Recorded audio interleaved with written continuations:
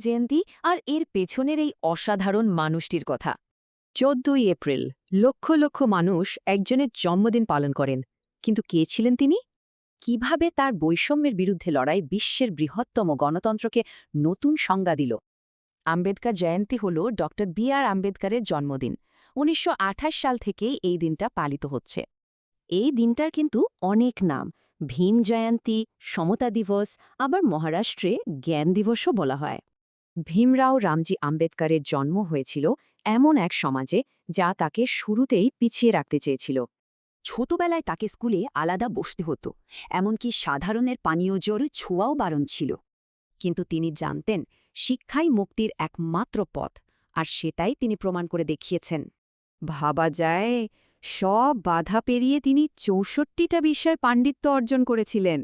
তার মতে মনের বিকাশই হওয়া উচিত মানুষের অস্তিত্বের চূড়ান্ত লক্ষ্য। এটাই ছিল তার চালিকা শক্তি।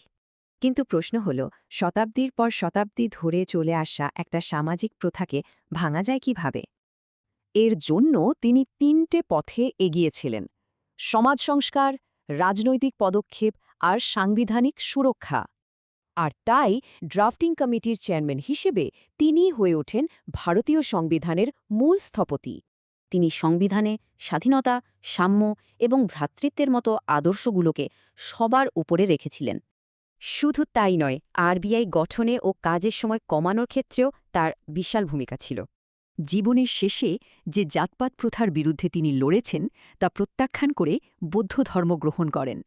আর ১৯৯০ সালে তাকে মরণোত্তর ভারতরত্ন, ভারতের সর্বোচ্চ নাগরিক সম্মান দেওয়া হয়। মজার ব্যাপার হল, তার আদর্শ আজ বিশ্বজুড়ে পালিত হয়, জাতিসংঘ থেকে শুরু করে কানাডা, আমেরিকা পর্যন্ত। তার জীবন এটাই প্রমাণ করে যে একজনের সংকল্প একটা গোটা দেশকে বদলে দিতে পারে। তাহলে প্রশ্নটা থেকেই যায়, একজনের লড়াই কিভাবে আজও বিশ্বজুড়ে ন্যায় বিচারের অনুপ্রেরণা যোগায়?